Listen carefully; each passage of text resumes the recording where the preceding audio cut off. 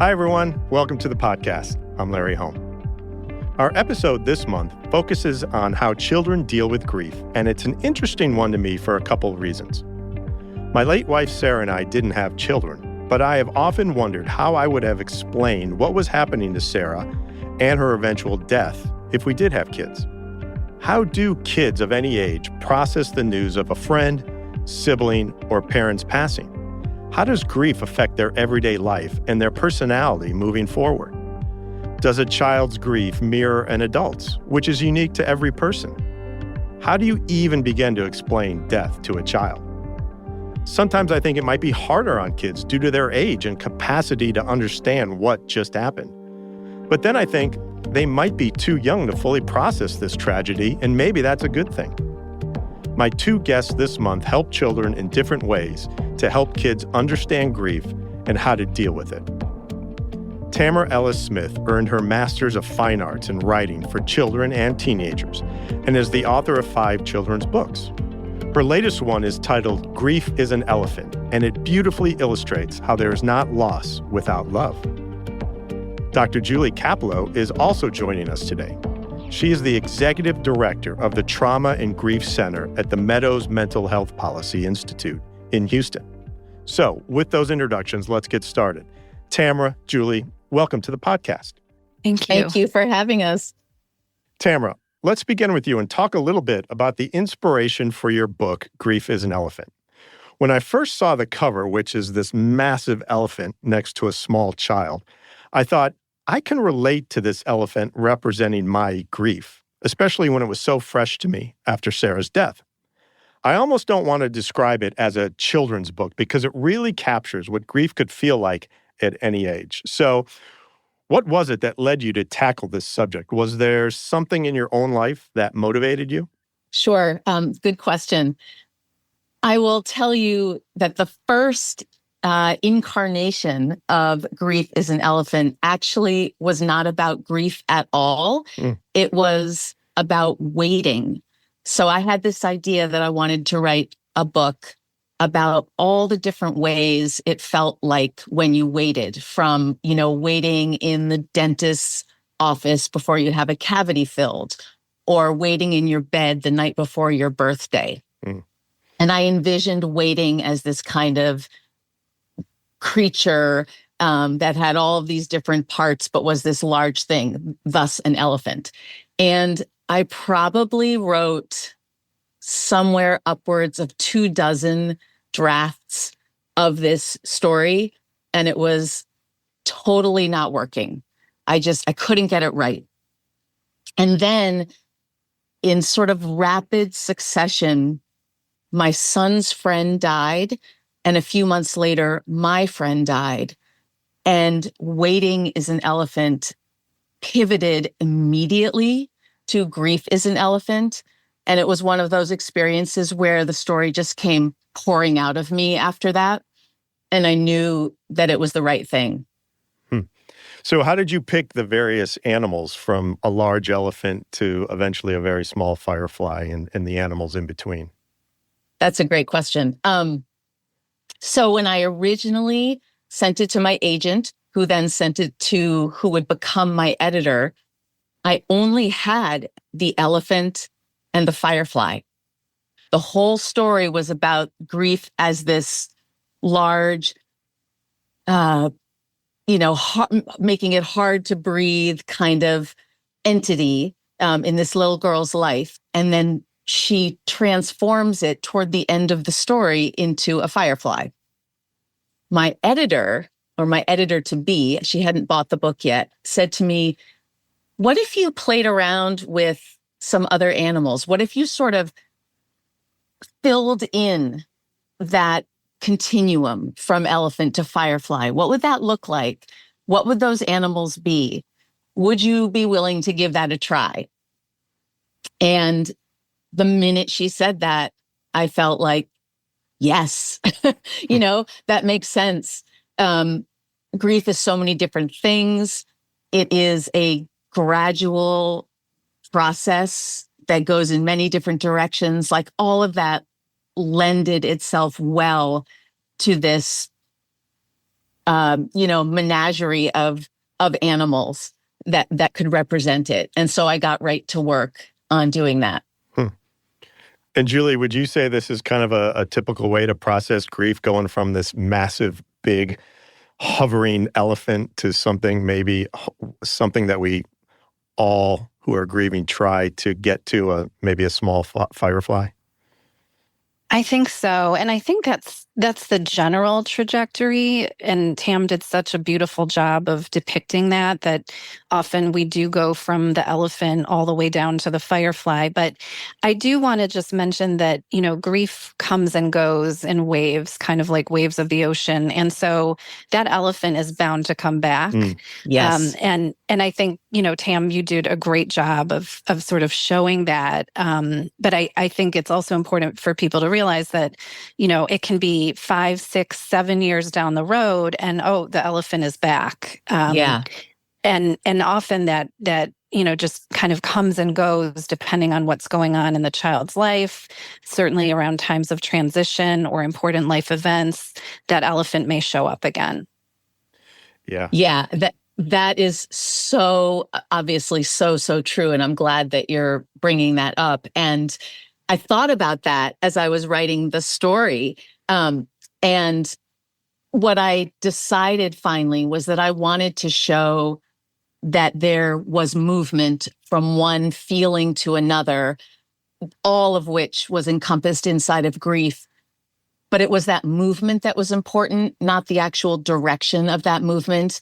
And it's so true and so important to realize that you may go from point A to point B to point C back to point A. There may be a spiraling kind of relationship with grief. There may be a straight line, but maybe not.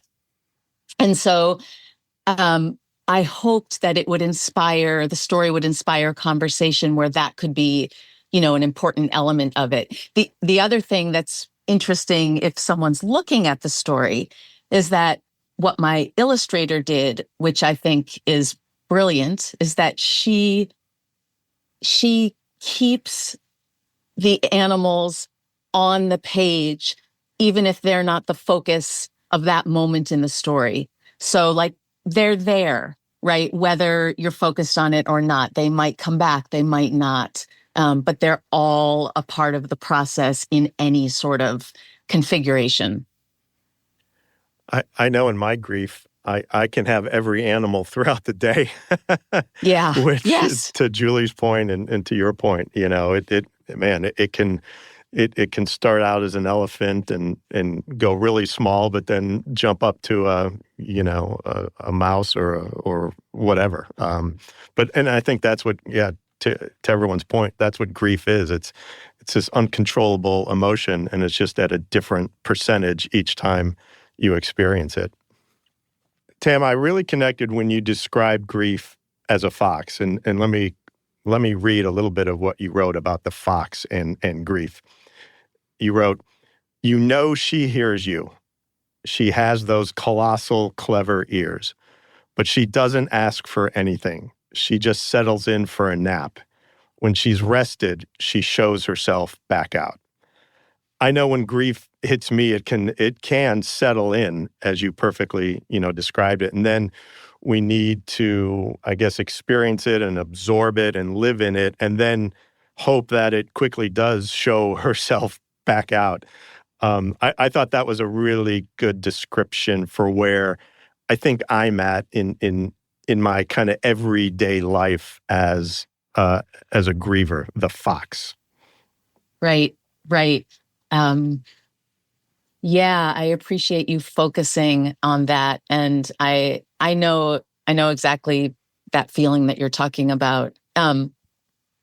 I tried, again, understanding that the process of grief is not a straight line. I tried, though, to capture different phases that grief can take, all the way through the story. So, from that first elephant that makes you feel like you can't breathe. It's so heavy and you feel sort of trapped underneath it, to then the deer who you want to run away from and do anything you can to get away from. So you don't want to face that grief.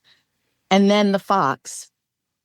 And the text just before what you read, Larry, is about the little girl for the first time touching that fox, feeling her paws, and then questioning her, like, what do you want? Why are you here? What can I give you? And that part of the fox is that part of our relationship with grief that maybe becomes curiosity. Like, okay, I can't outrun you. Here you are. What exactly do you need? What exactly is our relationship? And then, yes, that realization, like you said, Larry, that, okay, she's gonna hang out here. Yeah. And I realize now that I can't run away from her, but also I'm starting to feel like I can breathe like myself in her presence. And I just got to be patient, and she will let herself back out the door. Yeah.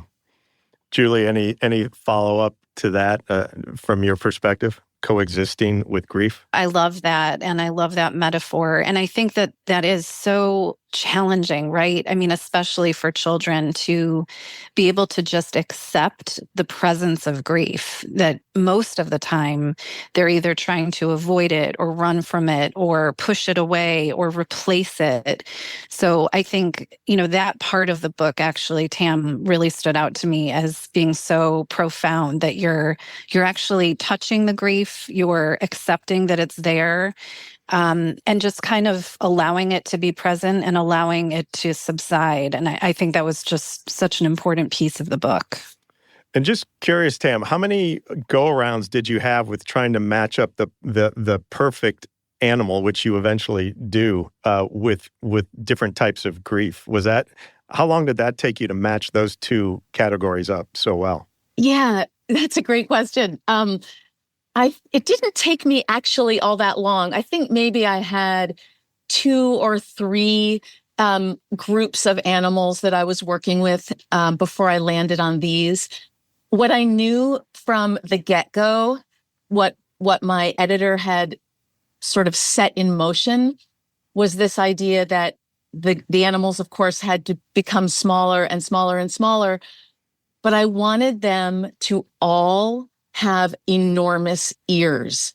And so I researched animals in these sort of different size categories that have really large ears. So this deer, for anyone who wants to be specific, is a mule deer. And this fox is a fennec fox, those tiny foxes with those enormous ears. Yeah. And the idea was that grief is going to take all of these different animal forms, and this little girl and all of us are going to have these different relationships to it. But it's waiting to listen. It's waiting until you are ready to engage in dialogue with it, or, with a parent or with a teacher or with your therapist, with a friend. But that it's really important, that part of the process. And I wanted it consistent throughout the story, that we need to listen more than anything else. We need to listen and kind of bear witness and name and validate whatever the person who is grieving is going through. Yeah, no, that's perfectly stated. And, along those lines, Tam, one of the interesting pieces of this to me was when I first read the title of the book, what stood out to me was the elephant, because with working with children who are grieving, we often talk about the elephant in the room being Yes. grief, Yeah. And I wasn't sure if that was part of your thinking, but, oftentimes it is a matter of helping parents understand that this is the elephant in the room and we have to name it and we have to validate the child's reality, just as you were saying, by naming that that's there. So that's really what stood out to me at first when I read the title of the book.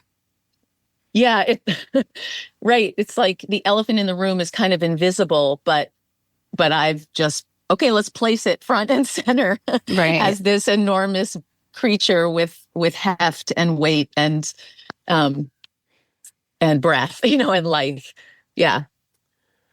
I've talked about this with many people on the podcast before, that love is the reason, we feel grief. And I really like this quote that I saw from Jamie Anderson. He writes, "Grief, I've learned, is really just love. It's all the love you want to give but cannot.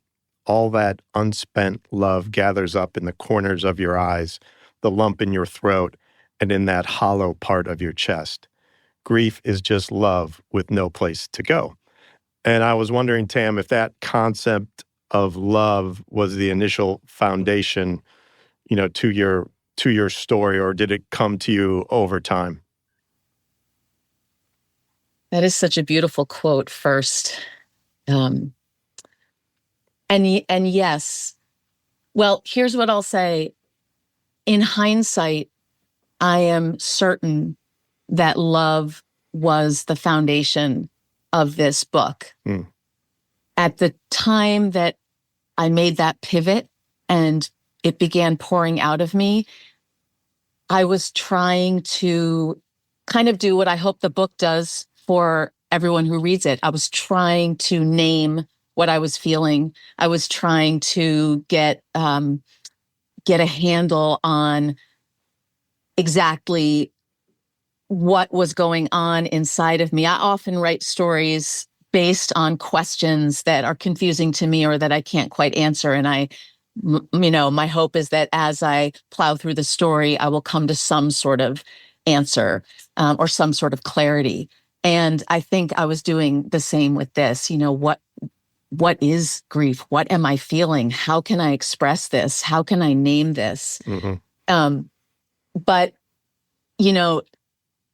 when I got to the firefly section of the story, I think that writing that part of it was when the truth of the love, being ever present or being the sort of flip side of grief became into focus for me. And it took a long time. Probably it was the hardest part of the book to write.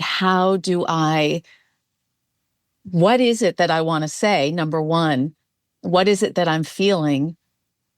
And it was this love and this longing and this imagining of this person, all permutations of love, How do I depict that in a way that represents both the joy of that, the light of it, but also the longing and the sadness of it, of like that quote says, that love that has nowhere to go. Mm-hmm. And so when I figured out that I wanted this light that was on and off and on and off, and always though present and always representing love, I felt like I had come to an organic and hopefully truthful conclusion to the story. And so, yeah, my short answer is yes, yes, and yes. The story really has at its foundation love. Yeah. You're listening to the What About Grief podcast. We will get back to the conversation in a moment, but I wanted to remind you that you can write to us at the show with your thoughts, ideas, or a description of your own grief journey. We appreciate hearing from you, and we like being connected with our listeners. So please reach out to us via email at whataboutgriefpod@gmail.com. Also, if you like the podcast and find it helpful, please go to Apple Podcasts and give us a 5-star rating, hit the subscribe button, and leave a review. All of this helps us grow the podcast and helps new listeners find the show. And share the link with those you know who are experiencing their own grief. The goal of the podcast is to help those like us navigate the confusing emotion that is grief. Julie, you've been helping parents and caregivers with the challenges of children coping with trauma and loss for some time. And I'm curious about the difference between how adults process their grief and how children do. And do children kind of look up to those adults in their life and react in the same way, or do they follow kind of a different path? It's such a great question. I think oftentimes as adults, we do make the mistake of assuming that children grieve in the exact same way that adults do, but that's actually usually not the case. And in fact, with children, what we see is sort of approaching the grief and then moving away from the grief. And not that adults don't do that either, but with children, it's much more obvious. So in other words, a 5-year-old may have lost her father and 1 minute is crying and missing daddy and talking about that openly. And the next minute she's playing with her dolls or running around outside. And someone who saw her in that moment might assume, well, wow, she's really not grieving at all. But actually, that is how kids grieve. It's sort of that approach and then moving away and approaching again. And another big difference is also how children make sense of death. And we know that there are some really important developmental differences in how children view death.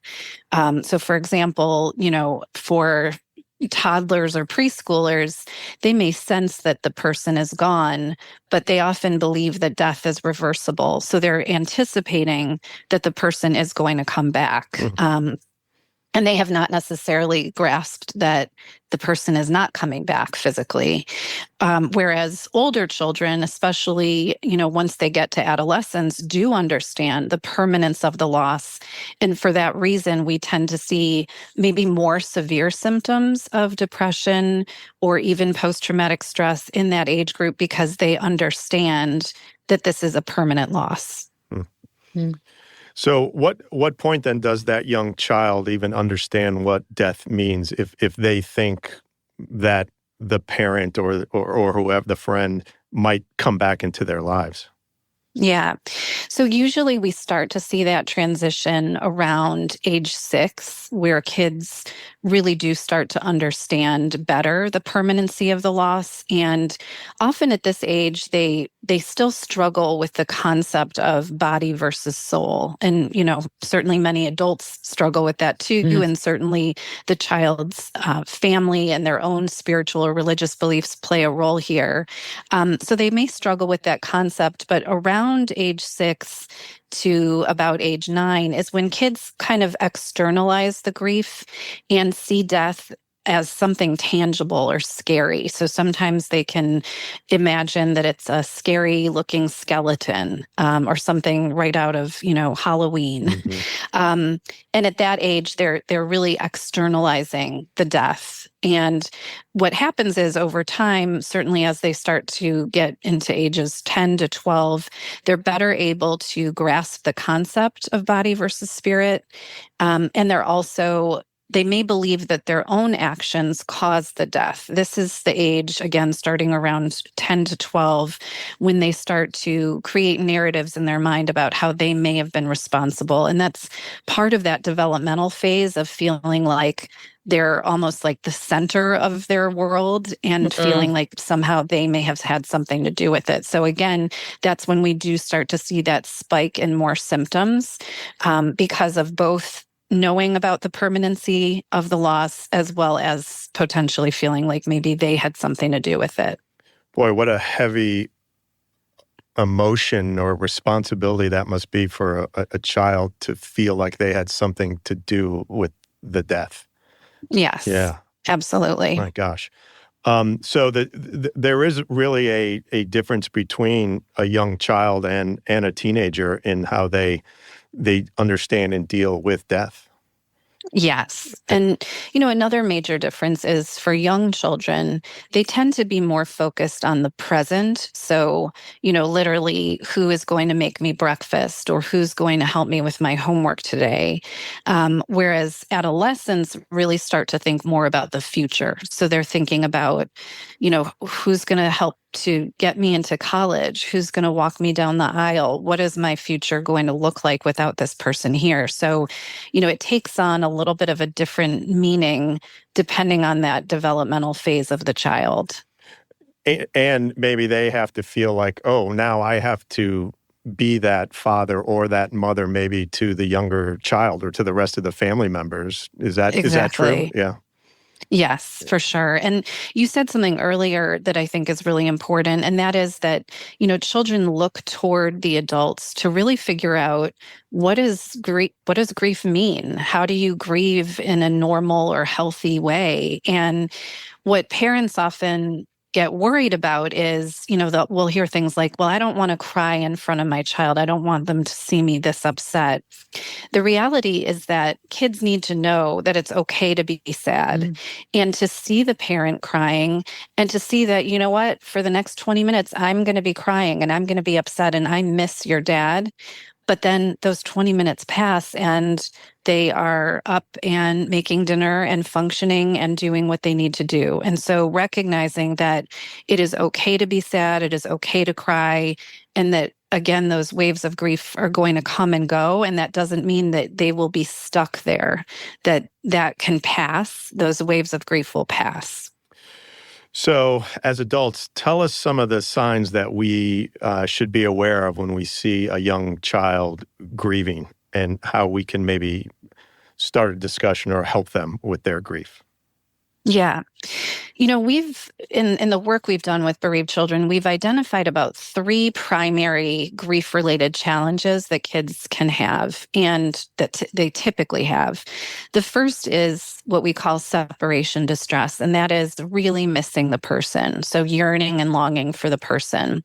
And there is a lot that adults can do to help with that. So again, naming it. Sometimes as adults, we shy away from wanting to talk about the person because we're afraid that we're going to upset the child.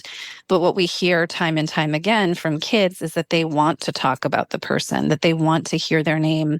And in fact, it helps them to feel like they're not grieving by themselves. So being able to talk openly about the person who died, having children write a letter to the person who died. What do they want to say to them? Having them identify tangible mementos that they can hold on to that help them to feel close with the person, and even helping them to identify opportunities to remember the person. So something as simple as creating a place at the table for dad during holidays, or holding on to a photo of mom when they graduate. So again, finding healthy ways of connecting. The second challenge that comes up quite frequently is feeling lost without the person. So we often hear kids saying things like, I don't know how I'm going to get through life without my dad. But we also hear them saying things like, I want to live the kind of life my dad would have wanted me to live, or I want to do things that would have made my dad proud of me. And so there is a lot that adults can do to support that. We can help to identify positive traits or behaviors that the child has in common with the person who died. And that can be as simple as, you're so kind and funny, just like your mom. And we can also help them to carry on the legacy of the person, especially if the child shares some talents or skills that the person had, helping them to foster that. And that can turn into a hobby or even a career. And the third challenge is what we call circumstance-related distress. This is exactly what it sounds like. It's being very preoccupied with the way the person died. And often children will, really focus on that. I wish they didn't have to suffer so much, or I wish I could have done something to help them. And what we also find is that children will naturally gravitate toward wanting to change the circumstances of the death into something that can help other people to not suffer in the same way. So one, I think, really poignant example is that I was working with a young boy. He was about 9, and his father died in a tragic plane crash. And I asked him, what do you want to be when you grow up? And he said, I want to be an engineer so I can make planes that don't break anymore. Oh, wow. And, we find this even with young children, that they truly want to figure out, how can I change the circumstances into something that will help other people? And so as adults, we can help to brainstorm about what that might look like. Is it raising money for breast cancer? Is it becoming a doctor who specializes in oncology? Whatever it is, that can actually allow children to harness their experience and actually grow from the grief. Do young kids kind of turn in? I know everyone is different, but on a whole, do young kids kind of turn in and become not maybe as social or act differently in school? Or is there kind of an overall I don't know, theory of how kids react socially? I think that, again, what we want to emphasize is that there's no right or wrong way to grieve. There's no set timeline for grief, but absolutely there are things we would look for that would be markers of risk for kids who are grieving. And one of them is that social isolation. So kids who really start to move away from not wanting to be around other people, isolating themselves in their room all the time, that is something that would be a concern. Other signs to look for include things like, for teenagers, engaging in more risk-taking behavior, driving recklessly, obviously substance abuse. For younger children, it can take the form of not wanting to leave the side of the surviving parent. So being very anxious about having to separate. Or, for very young children, it can look like constant temper tantrums or irritability or problems eating or sleeping. And the most important risk factor that we would be looking at is, any thoughts or verbalization of wanting to hurt themselves. So, that is something we would definitely want to flag and then have that child evaluated. As adults, we tend to use phrases like passed away or gone or loss when describing death. Can kids comprehend the word death versus us using the language that might be a little softer in words like passed away? Yeah. We've really run into a lot of issues around, obviously, adults with the best of intentions using different phrases that can be very confusing to kids. So especially saying something like, I'm so sorry you lost your dad. For young children, that actually reinforces this idea that somehow someone's going to find dad and he's going to come back. So those kinds of phrases can actually be confusing for children and even detrimental in some way. So we actually encourage adults to use the accurate terms, even if it sounds a little more harsh. It's the reality. So, I'm so sorry that your dad died. And yes, they can absolutely comprehend that. I think the other areas where we get into a little bit of trouble is when there are, actually, I'm thinking of one particular child where everyone kept saying to her that her dad was now an angel in heaven because he was just too good for this world. And what ended up happening is that girl started acting out a lot because she did not want to die. Thinking that somehow God was going to take her too, if she's too good. Right. So I think sometimes the language we use, especially if it's not very concrete and it's more abstract, that can be confusing and sometimes harmful for children.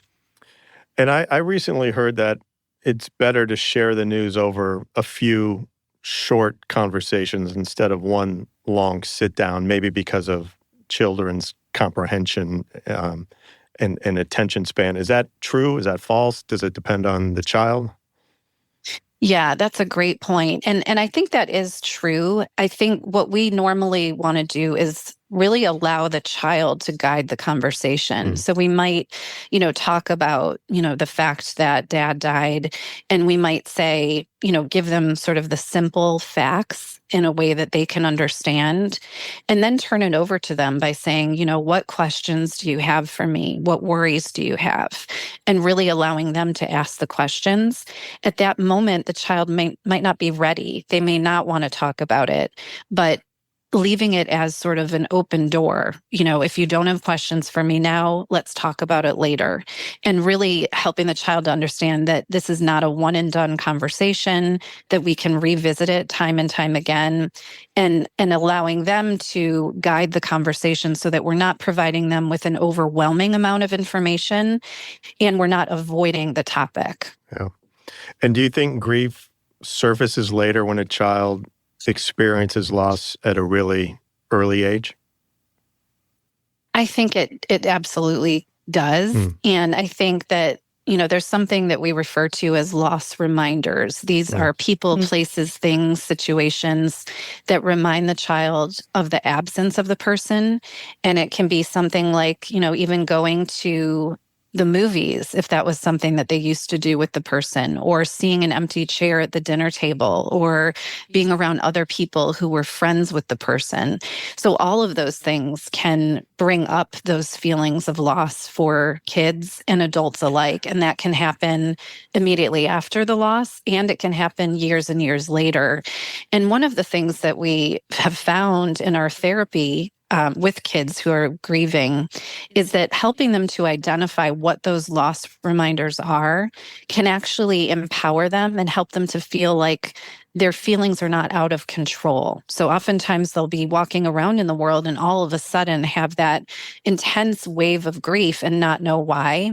But if we can point out, well, part of that is because you heard that favorite song of your mom's on the radio, helping them to make those links can actually make it so that they can prepare better for those loss reminders and understand why they're feeling the way they're feeling, and that they actually have some control over how they respond to those loss reminders. Yeah, I definitely have those loss reminders as an adult, I can honestly say.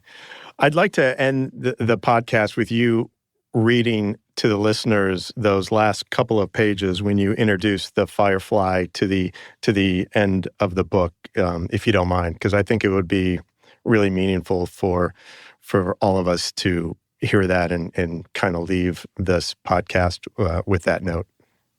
Sure. So the firefly comes after the mouse, after grief turns into a big-eared mouse, and it's right after the little girl has felt like she can talk and she can express herself. And so she's talked and talked and talked to this mouse.